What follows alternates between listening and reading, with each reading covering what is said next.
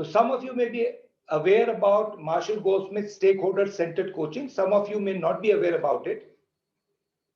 Also, what he later did was he realized that one-on-one coaching, when it uses a stake-centered approach, could be effective, but at times a larger number of leaders needed to go through this journey. So what he created was a team coaching methodology, which used the same fundamentals of stakeholder-centered coaching. Also, one of the very amazing books, and I would suggest every one of you who has not read this book to read this book, is a book that he wrote, which is the name of which is Triggers: Becoming the Person I Want to Become. Now, Triggers fundamentally provides a concept to say that if somebody needs to change, there is something from the external world, that is the environment, which at times does not enable him to change. What it means is that there would be certain situations coming from outside in, which may trigger within you a reaction which may not be the right reaction for that situation. And he said this is based out of a lot of reasons, of mainly because of the past experiences that we have had, as to why at times in certain environment we seem to do well, but in certain environment, read situation, there's a trigger that triggers a response or a reaction in us, which is based out of our previous experiences of a similar situation. Also, for us to change behaviors, especially when we are under stress. And that's to know that every leader today is under tremendous stress, or leader when he's under stress needs to be able to control his emotions and able to manage them in a manner that he is able to behave in a more fruitful way rather than a destructive way. So with these three things, three ideas that we talked about, we've created this and launched it into a large number of organizations and found great value in it. Now, with this backdrop of what I've said, there are a number of things that organizations come back to me. And one of that is that executive coaching, while we have tried it out, on a one-on-one basis doesn't seem to give us the value that we so desire. So we expected it to, it did give us, but not to the value that we thought it would be giving to us. The second thing that people talk about is a number of leadership initiatives that we have taken, especially for the senior executives, were effective, but we want them to be more effective than what they were. Third kind of question that comes to me is that senior leaders generally do not feel the need of getting into leadership development workshops. They'd rather go for an MBA from a very high level institute, which is okay. But when it comes to behavioral change or building leadership skills, they are not too committed towards it. And I've seen this happen so many times that when I meet a leader at a certain situation or at a certain organization, most of the time they say, no, the leadership is good. Pawan, sort out the middle management.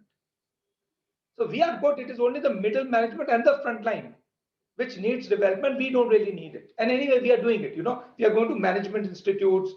So while that's functional training and business training, I believe, and you will see why I believe so, that leaders at every level need to get to the next level of leadership, and there is a scope for every leader to get better.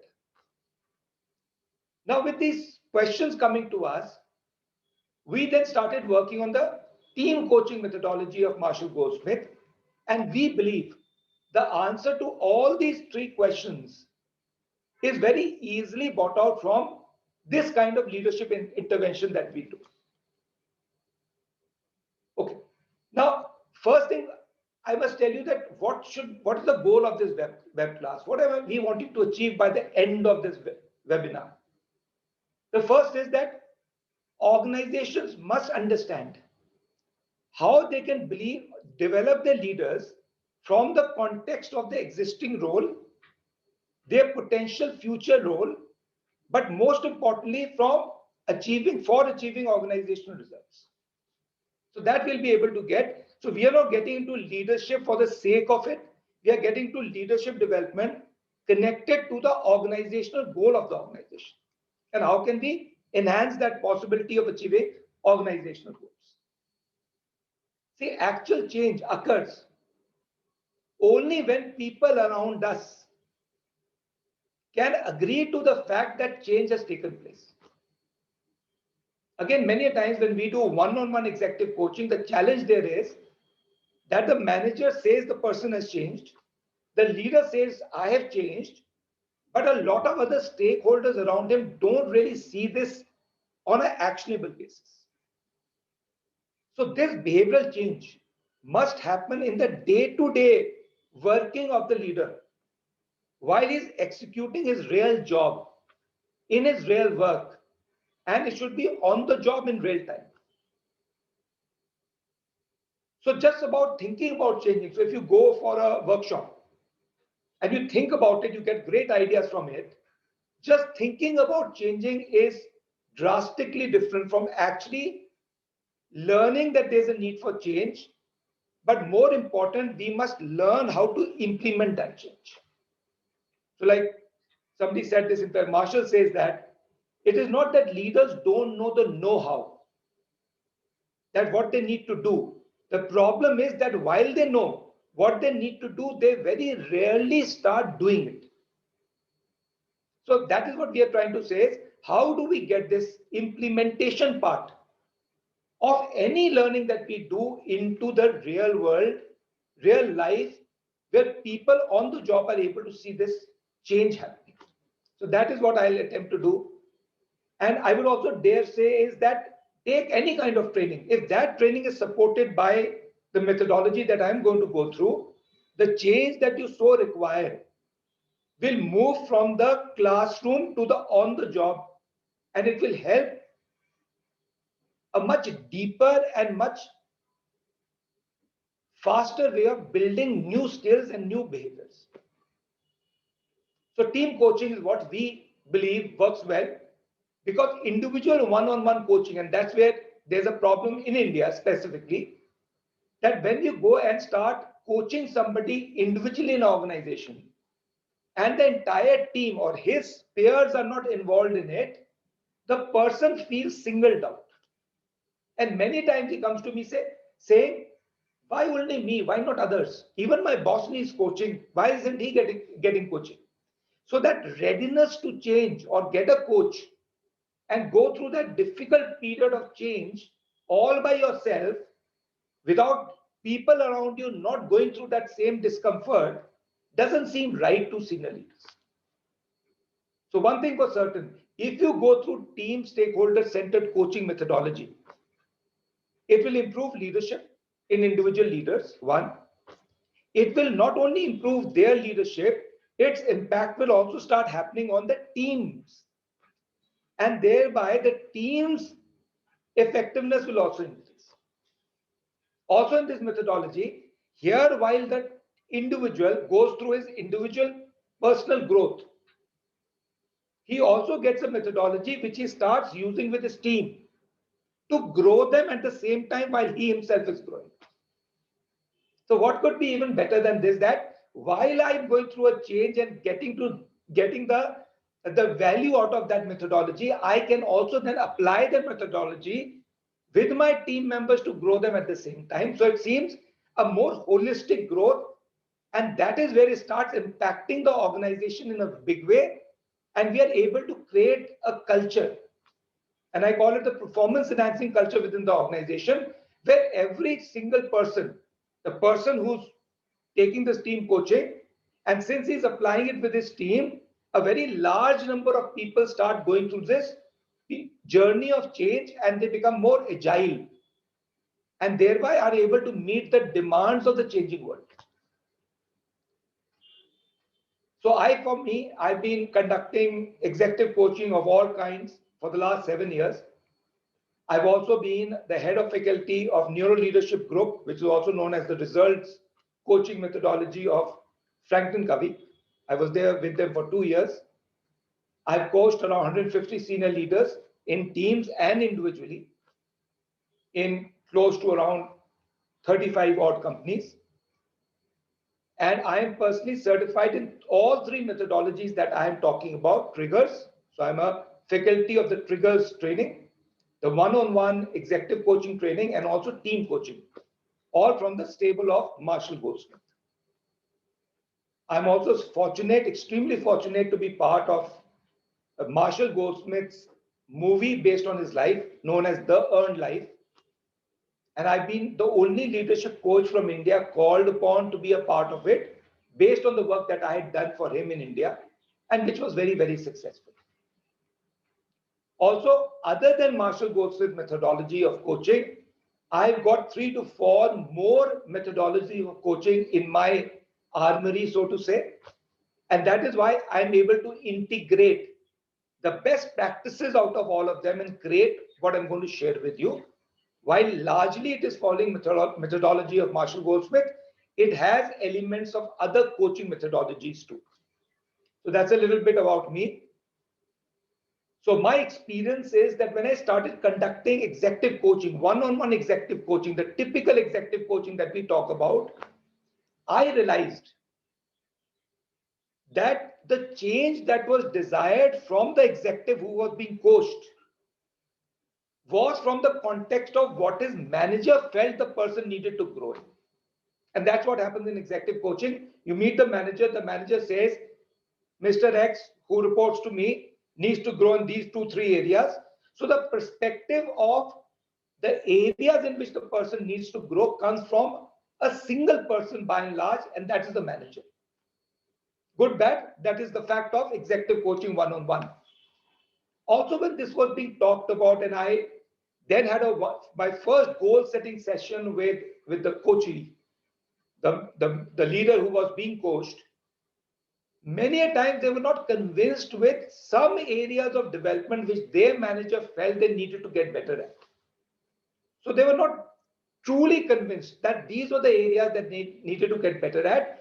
They were thinking of some other areas too. But since it was told that these are the 3 areas that they need to get better at, they did go through the drill, but their conviction to really make the changes in those areas was not there to an extent that they should be. Now, also what happened at the end of the engagement, maybe a 1-year engagement, the manager saw the change and he said, I see the change. The leader said, yes, I did change. But when I talked to his peers or other managers or his team members, at times, I got an answer to say that a change has happened, but this change normally takes place when the manager is around. So the new behaviors this leader had so-called incorporated in his life really used to come forward when the manager was around him and not when he was alone with his team members. So true change really hadn't taken place. Then I went to the stakeholder-centered coaching, and then I realized truly for a behavior to change, it must be seen by people around me whom I interact on a day-to-day basis. And if that is what I'm doing, my behavior is congruent when I'm in front of a manager, is congruent when I'm interacting with my peers, is also congruent when I'm also interacting with my team members, then and only then can we say that the behavior has turned from a desire to a hard wiring in the brain. So that's the advantage I saw. I also found certain lacunas in the Marshall, I won't say lacunas, certain limitations of the stakeholder-centered coaching, which from an Indian culture context didn't seem to be doing too well. One of them I've already mentioned, that when you did stakeholder-centered coaching one-on-one with any senior executive, and when you started taking inputs from on a 360 basis from people around him, the person was not very happy because he seemed to feel, why only me? Why is everybody talking about me? Don't they need to grow too? And I would believe that's a reasonable doubt that comes to people's mind. And that is why team coaching with this methodology of not only me, but me and all my peers as a team going through a team coaching methodology seems to be a better bet, because now it seems to be shared growth where every person in this team that I'm interacting with is working on developing in areas that he or she may not be that proficient. So that is one thing that I found, that one-on-one executive coaching from a stakeholder-centered methodology did not really work well. But the moment you converted this to team coaching, the dimensions of this turned completely different and it became much more enabling and powerful. Second thing that I realized was, while 360-degree assessments and feedback from a Western point of view is taken by the leader from his direct reports one-on-one and his peers one-on-one, in Indian context, it is very rarely that a team member will tell his manager that you aren't doing well here. So that's where we changed this to say, let the coach be the via media who takes inputs from his stakeholders, team members, peers, compiles them in a manner that he can then go to the coachee, the leader who's been coached, and tell him about what the team members as a whole are saying. So that acceptance was much more than expecting somebody to tell me on my face as a manager, I'm not good at that. So there are other subtle changes also we did. So we customize it from an Indian cultural aspect. Now, this has worked in all kinds of companies.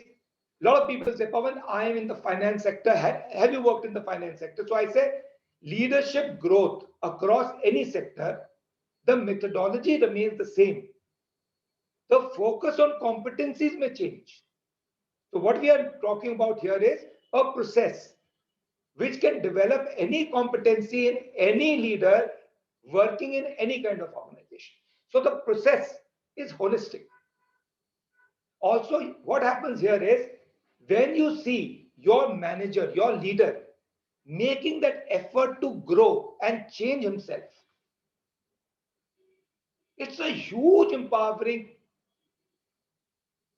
feeling for people who are looking at him, and this manager becomes inspirational. He inspires others to also want to truly change. So when we do this methodology, the first 3 months, we work with the manager. The manager takes along the stakeholders. After 3 months, we ask him to ask his team members whether they will like to also change and whether he can support them in their change as a team. And 100% of the time, because his team members are seeing their manager having the humility and courage to truly make a difference and change his own self, they also have a greater buy-in of wanting to change themselves. So that is where we are using the same methodology by the leader first, and then the leader transforms it or transfers this in coaching his team members. So he himself learns while he's being coached and then uses this learning to coach his team members. That is where the ripple effect comes into the organization. So while we may coach 12 people, 12 senior people, all reporting to the MD, when they start coaching their team members, the ripple effect is not only on these 12 leaders, but maybe 60 more people within the organization. And because that ripple effect is taking place, the culture change is more likely to happen within that organization. And what is the culture change we are looking for? Culture change for continued growth. Culture change for making necessary adjustments and changes as per the environment. So all this kind of a cultural change for creating a performance enhancing culture starts happening within the organization. Okay, I'm going to cover basically 3 pillars, which I believe are the foundational pillars for any leadership growth, especially focused on senior executives. The first pillar is how to prepare leaders and increase their commitment to their leadership growth through a coaching journey process.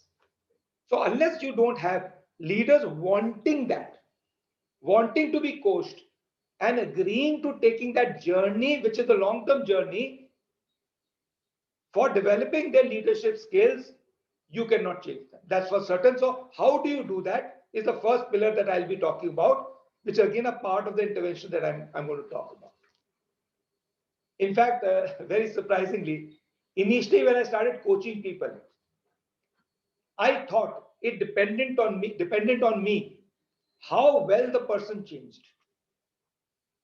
If I coached well, the person will change. It is only much later in life, as I got more matured, I realized it is less about me, more about the individual. So unless that individual is not committed and does not put up his hand to say, I am ready to take the change, it is better not to get into any kind of a initiative with that person, because the person will not change. You may try whatever you want, but how do organizations make that happen is what we are going to talk about in the first pillar.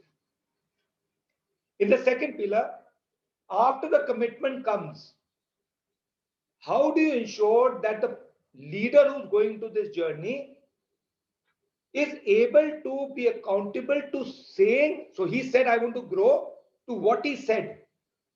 And does he convert that into action planning? And does he commit himself to this action and holds himself accountable for it? So how do you build up this resilience and agility? And accountability of a leader is the second portion that we need to put into place.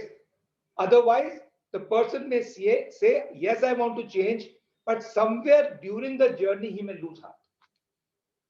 And the third is, how do you keep these leaders motivated in their growth journey, and how do you enable them to take it to the next level of leaders so that they are able to not only make a difference to themselves, but are also able to grow and develop people under them.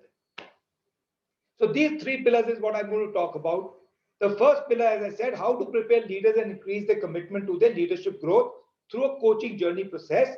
For this, what we do is we do a 2-day workshop, because we believe a senior leader normally does not believe that leadership development initiatives is for him.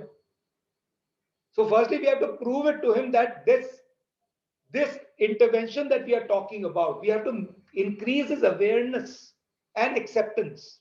Two things: awareness and acceptance that this leadership initiative is about him and there's a need for him to improve. Leaders believe, as I said before, that they don't need development. It is only their managers need it. So that glass ceiling needs to be broken in some manner, for which what we do is we need to give autonomy to the leader to decide whether he wants to get into this learning journey. This autonomy has to be given to him. So after the 2-day workshop, we give him the autonomy. We say, you have learned something in this 2-day workshop. Would you now like to go through a long-term change? So we'll talk about what do we teach in this 2-day workshop and what are the results we have got based on this 2-day workshop in increasing the awareness and acceptance of people that they need to change, and the change that they will go through will make an impact on themselves, their teams, and the organization in a big way. They need to also be able to create something that we call as an authentic leadership model. See, fundamentally, there's a finance leader, there's an operations leader, there's a sales leader.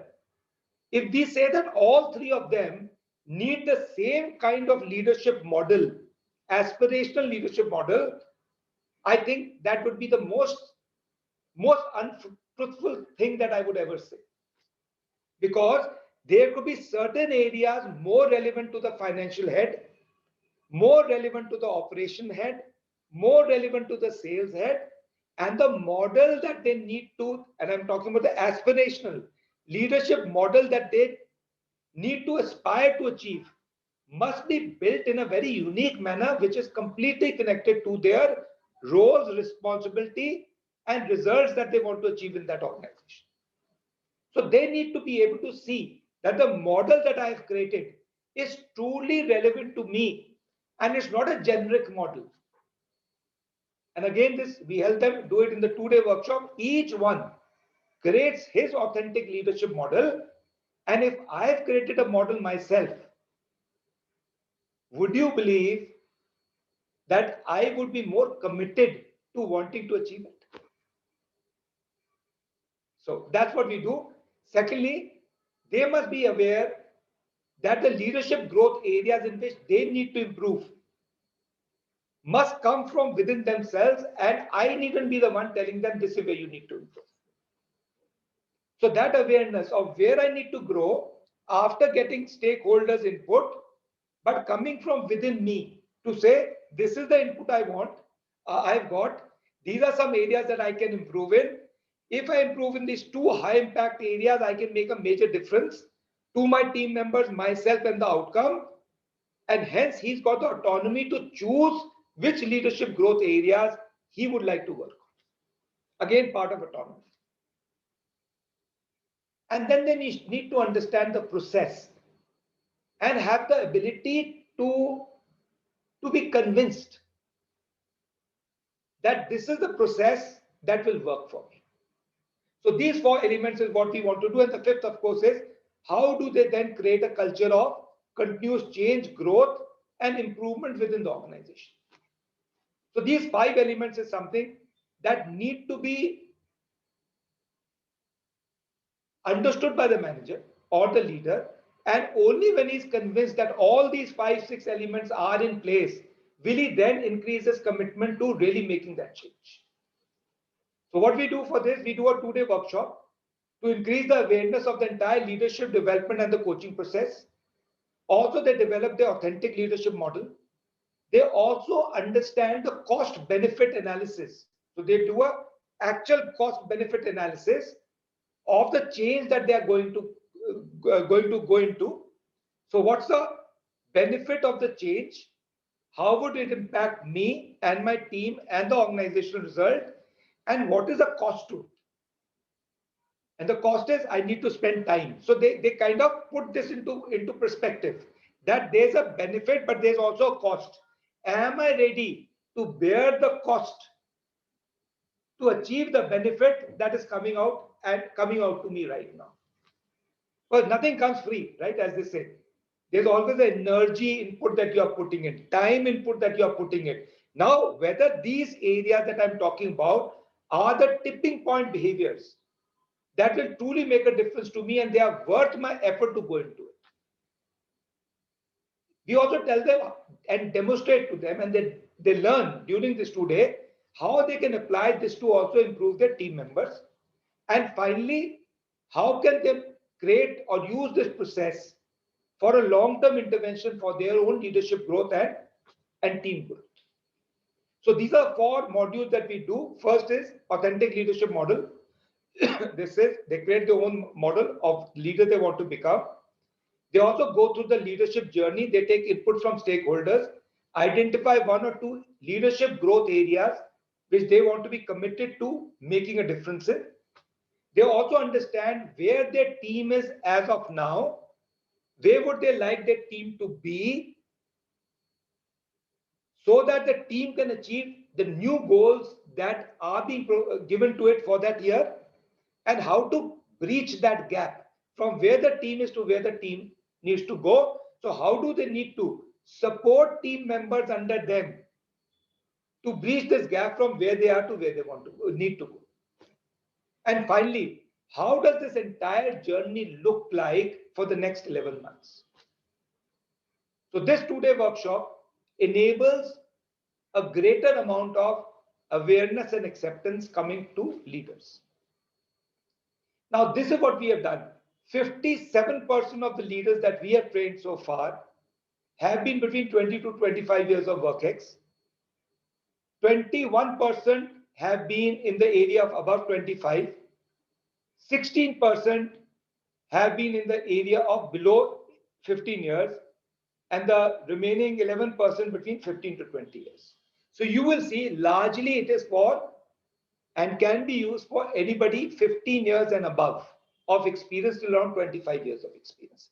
So that is where the case study that I'm going to go through is about this percentage of people within various experiences that I'm going to talk about. So after we went that, we realized, we asked them this question, how relevant this training is, this 2-day training is to help you achieve your business goals? So the reply that we got from them is 94% of them said it is strongly, I agree and I agree that what I have learned will make an impact on my business goals. Because at the senior level, if the leadership growth areas are not directly impacting organizational growth, then the ROI of what needs to be achieved is going to be much lower than if it is directly connected to the organizational goals. So 94% believed it was relevant to them, relevant for their business goals achievement. Also, their knowledge. So two things. How well did you understand the leadership growth and development process before the workshop? Did not know, 21% said. I did not know. Faint idea was 37%. 32% said I had a knowledge, but only theoretical knowledge, not practical knowledge. And only 10% said my understanding of how to grow as a leader was 10%. It was fairly good. But after the 2-day workshop, 74% said, now I've got a fairly good idea on how to implement this methodology and move it from theory to practical implementation. And 26% said, I have a very good idea on how to make this implementable. So from a theory point of view, my understanding of leadership growth has gone to a practical point of view. Now we also asked them a question to say, I know my leadership growth areas. So before and after they finished the workshop, 100% of them said, I have a better understanding of where I need to grow based on the suggestions I've got from my team members. So normally what we do, the CEO or MD, all the leaders who report to the MD or CEO, all of them are in this group. So they interact with each other. So the operational head will tell the sales head, what do I think you need to improve? The sales head will also get input from finance head. So because they're interacting with each other, they are going to get suggestions of the areas where they need to grow. And after the workshop, people were much clearer, 100% were more clearer in which areas they needed to really grow in the leadership growth aspect of their lives. They also realized that I understand the specific benefits I will accrue on improving my leadership growth area. 100% of them agreed on it. By what? By a cost benefit analysis that they went through. Cost of growing in this leadership area and the benefit of it. Also 100% agreed, I have a specific process available to me for my own growth. So I have got more clarity how the process will run to grow me over a long period of time. So this is what came out from the individual leadership growth area. So I talked about authentic leadership. Are you now aware of the leader you want to become? Then how do you grow personally as a leader? So people had much greater awareness of how they need to grow as a leader. Now came that element of, do you know how to grow your team on the job? So the first thing we asked them, how effective is your team today?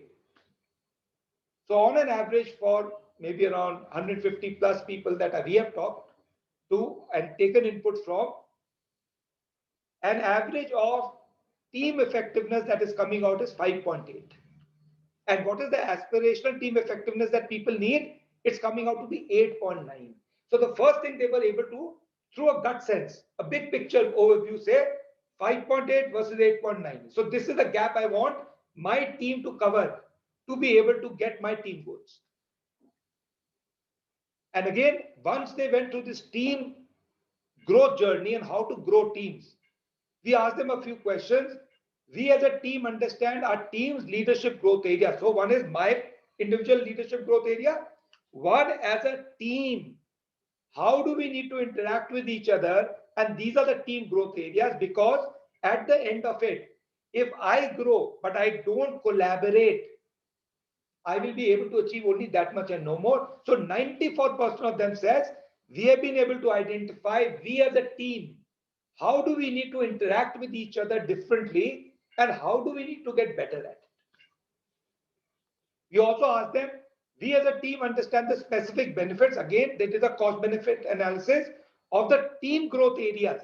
If we as a team got better in interacting with each other, supporting each other, collaborating with each other, communicating with each other, influencing each other, managing conflicts with each other, if we are able to do that better, we are convinced that the effort that we will put in to learn this and apply this is worth its weight in gold. And we are ready to put in that much of time, energy to be able to make that changes. Now, please remember, this awareness itself is a huge win. And nothing of that is coming from our side. It is coming from them. So we make them go through a process where they themselves start coming out and opening up to identify their personal leadership growth area and the team leadership growth area. So we are working on two elements at the same time: individual leaders and this as a team. How do they need to work better to get results? Again, this was, I think, the biggest win. The biggest win was that once they started getting feedback from each other during the workshop, they started realizing the value of this feedback. Many of them thought they were good in a particular field, but when people started telling them that this is what we believe you need to improve in, it was almost like an aha moment for them. And they said, my God, I never realized this is what I was lacking in. No wonder I was always getting into conflict with people because they are telling me I was not empathetic. I was not listening to them. So I must listen to them. So this was the biggest thing. I am ready to take feedback and feed forwards from my stakeholders to support my growth. They 100% of them said, based on my experience of these 2 days, I am ready in my journey of growth. I'm ready to accept feedback and feed forward. We'll talk about what is feedback and feed forward. But I'm ready to accept suggestions from my stakeholders. And they were also ready, 100% of them, to give feedback to each other. See, that's the change. If I do executive coaching one-on-one, only one person is getting feedback. So he feels, oh my God, why is everybody telling me I'm not good? Here what happens is I support you, you support me. So each team member has a chance to tell each other where the other person needs to improve, but also get a feedback from the person concerned. So it seems to be a more fair exchange of conversation. One of the biggest things that the human brain is always checking is fairness being demonstrated towards me? Are people being fair to me? So here I am telling you, you are telling me, brings in that acceptance of fairness. And once people believe things as a process is fair, a system is fair, they are more ready to accept it rather than running away from it. Also, I commit to displaying courage, humility, and discipline.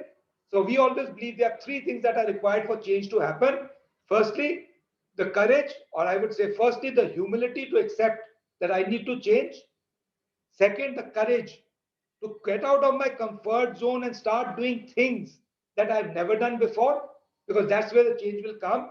And finally, the discipline to continuously keep doing the same thing that I started doing now, the new same thing over and over again till it becomes a habit.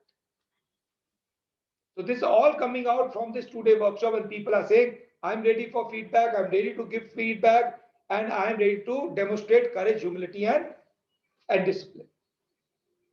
And finally, people come up with 2 team growth areas and 2 individual leadership growth areas. So by the end of the workshop, everybody is clear as a team, what are we going to work on, what I individually need to work on, and for everyone it will be different, but relevant. So that's the 2-day workshop. The 2-day workshop, do you agree to me that if this is the outcome you will be able to get in your organization after a 2-day workshop, if this is what you can get, do you agree to the fact that it will be a major first step in structuring a leadership development initiative for senior executives? This was the block that was stopping you. Now, 2 days. Again, I went to an organization, they said, Pawan, don't even think about it. Our senior leaders, they have been here for 15 years plus, yeah, most of them, they will never change. We have been trying all our lives. So I asked him only one thing. I said, are you ready to do a 2-day workshop for them? Yeah, 2 day we are no problem. 2 day they will love. They will love because they go out, they go to a hotel, they have something good to eat, right? They will love it. I then said, is it okay also that after the 2-day workshop, if I ask them, would they like to go for a longer change, leadership change journey? Is that a question I can ask them? He said, yeah, you can ask them. But I promise you, nobody will put up his hand. And surprise, no, not surprise to me at least, after the 2-day workshop, there was a glitter and gleam. There was a glitter in everybody's eye. Everybody's face was so bright. And when I asked them, "Are you ready to go through this theory that we have learned? Would you like to put that into practical implementation and make the changes you have become aware of now?" Every single person, all senior leaders put up their hand and said, "I'm ready to do that." So let's go to the next thing. Here people have got committed, awareness has risen, acceptance has risen. Now we need to move from that to commitment. So 2-day workshop finished. Now is the 11-month journey that we are going to go through with the leaders.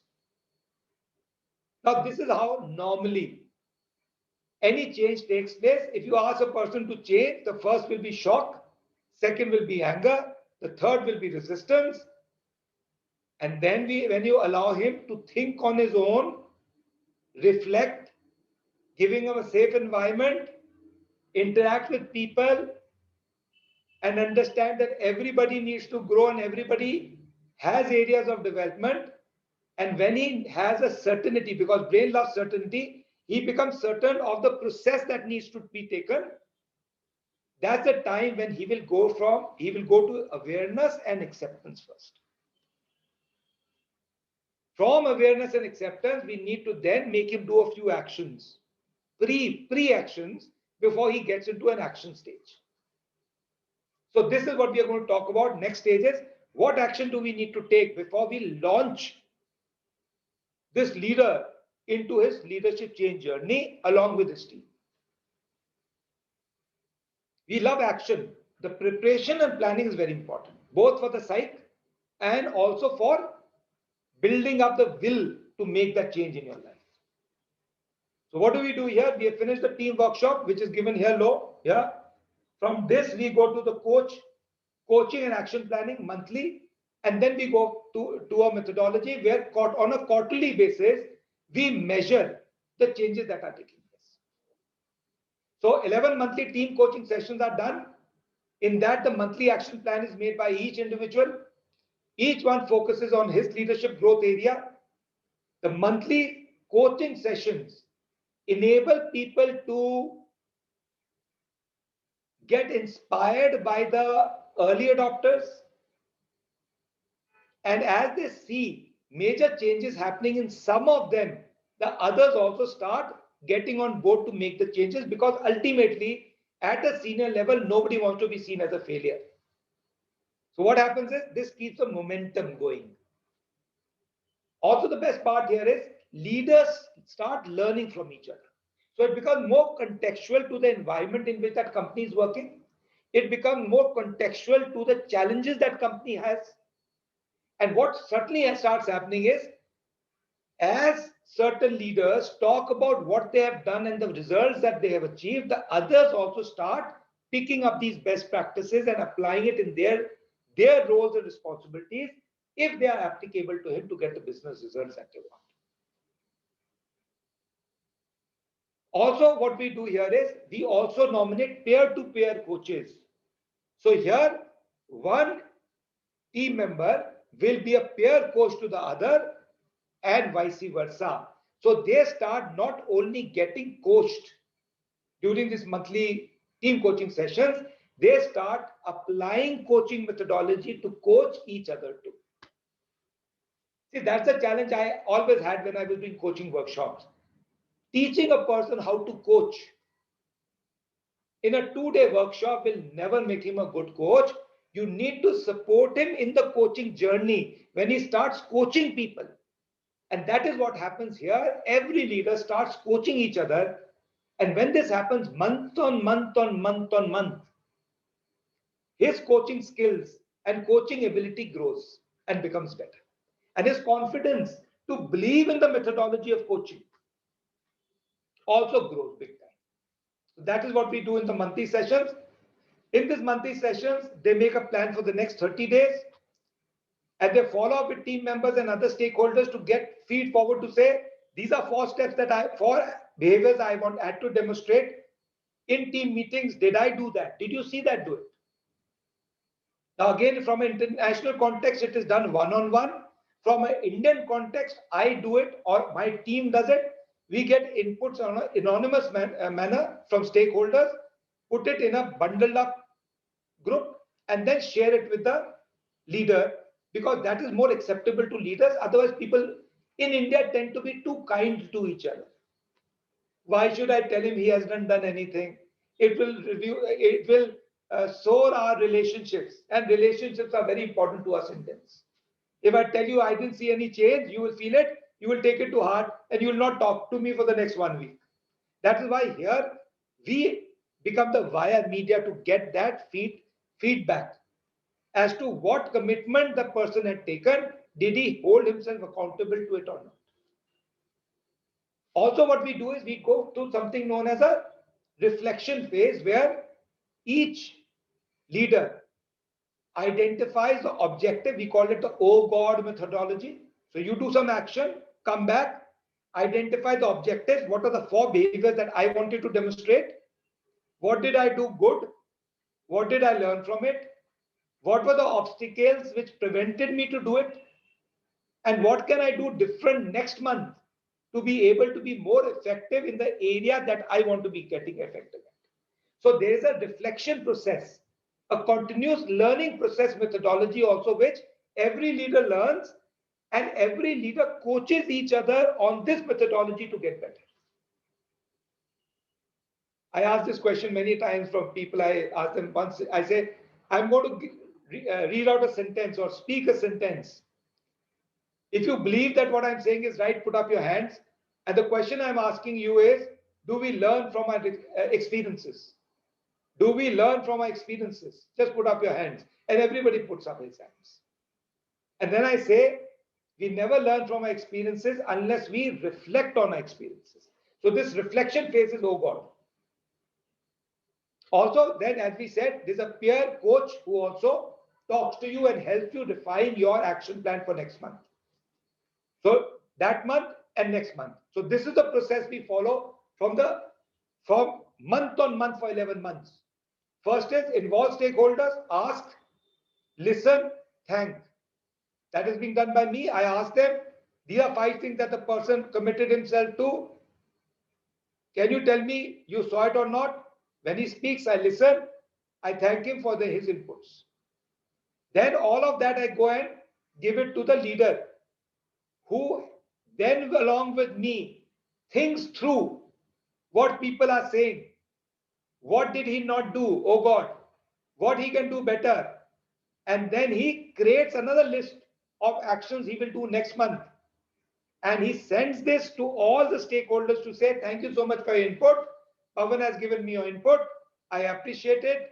There are certain areas I want to work on next month.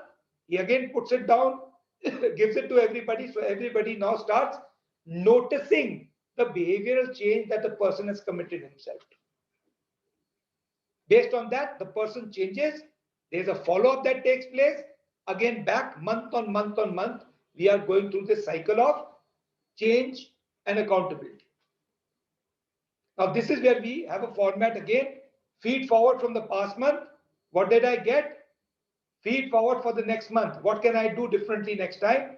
People make these commitments, capture feedback. So this is done by the coach again. He captures feedback of everybody, takes it to the manager or the leader, shares with him, which helps him makes his action plan for the next month. Action plan is not generic. It is specific behaviors that I must demonstrate And then what we are also giving to these people is a small 1-year manual, is a diary where they keep writing down the changes that they are going to make, so that they can carry this along with them and mark themselves to say whether I'm making those changes on a day-to-day basis or not. And so this small little booklet is available with them. In addition to this booklet that there was, so this is a manual for the 2-day workshop. So they have this 2-day workshop manual. And after that, for the 11 months, this is the small little journal that they carry along with them, where they keep writing what they are going to do, what they are doing, what they have learned, so that they keep documenting and having that thing available with them without going back and punching it in the computer. So again, they keep monitoring this behavior. Did I do it or not do it? Every time they do it, they write yes. If they don't do it, no. And they also keep giving inputs to themselves. Or what can they do better next week? So week on week, self-assessment is being done by people themselves, not by us. Also, what we have done in the recent past, we have created a Google Sheet where people get into the Google Sheet and keep writing that once a week, which of these behaviors they had demonstrated, which they did not demonstrate, just to build their own accountability and commitment to it. So this is some kind of action plans that people make. So for collaboration, for instance, keep cool, listen and understand others' views, to take others' views positively to resolve the matter and go for win-win solutions, structure my communication to give and get into details, be calm when questioned and give his views or my views, specified reasons and facts. So don't get defensive, don't raise your voice, give facts back. So people make very specific behaviors that they want to demonstrate, and this behavioral change is what is monitored by them and also monitored by others. So I just given team management, they can take to meet team twice a week for better expectation setting and prioritization of tasks. Identify strength of team and allocate tasks based on the strength of individuals. Build capability of 2 team members to take on additional responsibility. So each leader, based on his leadership growth areas, takes 3 or 4 behaviors that he will start demonstrating, and then he gives himself a certain amount of a check, as also others are giving an input on a monthly basis. So with this happening month on month on month, we find that managers and leaders are more committed into this journey because they are getting feedback, and based on this feedback they are making the plan and they are keeping it into their top of mind recall to be able to demonstrate new and improved behaviors in their interaction with their stakeholders. So these 2 things done. Now let us quickly go to how to keep leaders motivated through this 11 months, and how do we ensure that they create a performance enhancing culture. So organizations tend to spend too much emphasis on training, 2-day training, but very little follow through. Application of learning on the job and measuring results through follow up is the only way by which real change can take place. It cannot be taken place in a classroom. It has to be implemented on the job towards the goal that the organization and team and the individual needs to achieve. You can only manage this if you are having till now we are only having subjective inputs. We also want an objective input, measurable. So there is something known as a leadership growth progress review that is done every 3 months to actually get to know how much change is taking place in measurable terms. Because what are we promising you is measured and guaranteed growth. So here the LGPR serves as a reality check, serves as a moment of truth moment, right? People get to know the reality of life and help them use it as a catalyst for further change. LGPR helps you also look back, take stock, and plan your movement forward. So the LGPR is a number of questions we ask people. So for each behavior, on a scale of -3 to +3, we ask all stakeholders, against this behavior, how much of change did you see in the person? -3 to +3. So a question comes to me many a times by people to say, how can people be -3? So I said, how it works is like this every 3 months. So the first 3 months, obviously it's only going to be a 0 or a plus because the person committed on a certain behavior. Based on the behavior, either he didn't do anything, so he was a 0, or he did everything, he was a +3. But next time, when we are again taking an input based on the next 3 months, he may have been a +3 in the first 3 months, but if he stopped doing it, he will go into a minus. So he may get into a -1. I saw him do more of it in the first 3 months. In the next 3 months, he became slightly slack. Right? So based on this, we asked him that. We also then, now this is a result that we have taken out from one of the interventions we did. This is inputs of 10 people. So after 3 months, LGA1 is leadership growth area 1, 2, and 3. So in this case, they had taken 2 individual leadership growth area goals and they had taken 1 for team. So against that, you will find each individual has been given a +1, +2, +3, and you will find at the end what is the average improvement that is taking place. So within the first 3 months, on an average, if you take an average of everybody, we are around 1.7 is an average of the improvement that people have done in their specific leadership growth area, which will be different for different people. But more importantly, each one of them is making a positive contribution. After 6 months, again, we measured that and we found that the average moved from somewhere 1.7 to around 2.2 or so. So again, here a very clear measurement of the change is seen. This measurement of the change keeps the leader motivated. Also at this point in time, he starts training his team members and also coaching the team members and takes his team members into his journey of growth. Now, also what happens is during this 11-month intervention, as required by the organization, so we have a 2-hour slot where we are meeting the entire team, but at times there are some common areas where the organization wants us to do workshops. So we focus on implementation focused workshops, so not a one-day workshop, but anything between 60 to 90 minutes on a particular topic which is relevant for everybody. And on an average, within the 11 months, we do close to 6 to 9 workshops which are relevant to the larger whole of the population of the leaders who are going through this workshop. So this is an add-on input that leaders keep getting to improve themselves. Now, this is the final result that I have kind of tried to put it based on international results versus Indian results. So internationally, +1 was 9%. For us, +1 was 7.7%. They just took results from 1, 2, and 3. In our case, we broke it down to 1, 1.5, 2, 2.5, and 3. So they did not take anything from 1.5, but in our case, 7.7% achieved 1.5, and this is over a 6 months period of time. Then, world over, they were 31%. In our case, 69% of our leaders grew by 2 plus 2 over a 6 months period of time. 2.5, again, they did not take it, but we took it. 7.7% reached 2.5. And in their case, 55% reached number 3. In our case, 7.7 achieved +3. So you will see vis-a-vis what international people are doing, and international results are over an 18-month period of time. In India, we have found that organizations don't want to go beyond 9 to 12 months.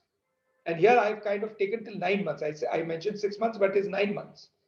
So over a 9-month period of time, Indian results of Indian leaders wanting to improve and actually showing improvement has been in par with the international standards. That's just a kind of a thinker for us, so we are not too bad. We are good. It is only we need to be able to be convinced that we need to change. And then we need to have a follow-up. And in this follow-up, if we start adding value to our team members also, we feel more excited about the change that is taking place. So 3-hour workshop during the engagement. Sorry, that's not correct. So team coaching, let's just talk about team coaching. Team coaching is very effective and cost-efficient way to grow leaders, change teams, and develop the organization. One-on-one is more expensive, more limited, right? Here, not only are you training the team, but the team is training their teams. So the ripple effect and the cost effectiveness and the ROI is much larger than one-on-one coaching. Also, in this, without question, once anybody follows the team coaching process, they will improve in the leadership areas, they will improve in the team effectiveness, they will have the power to sustain it and understand a process that they can continuously use after that 1 year of intervention with us for making any change that they want in their organization.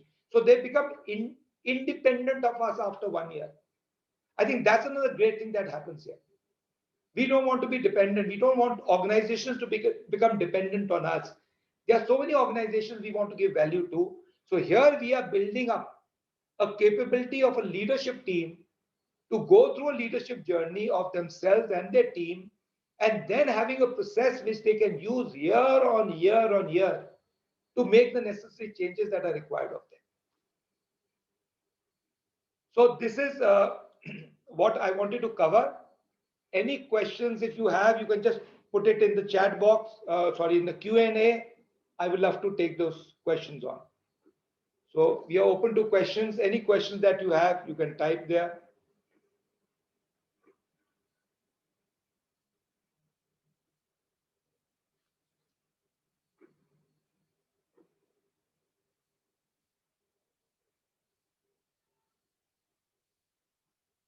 Any questions anybody has?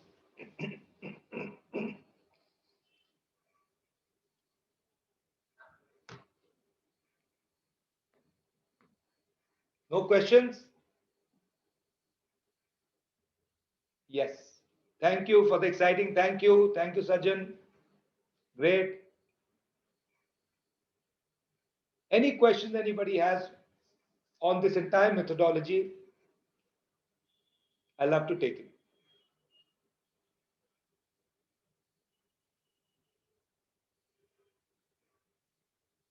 Very clear. Thank you. So it's simple, not too complicated. That's the beauty of it. The simplicity, the power is in the simplicity, as I always say that. Okay, thank you so much. If there's nothing else, thank you so much for coming on this webinar. It was wonderful interacting with you. Take care, and you can reach out to us on pawan@pmconsulting.in in case you want to take this journey for yourself or for your team members or within your organization. Thank you so much. Have a great day and be safe. Bye-bye.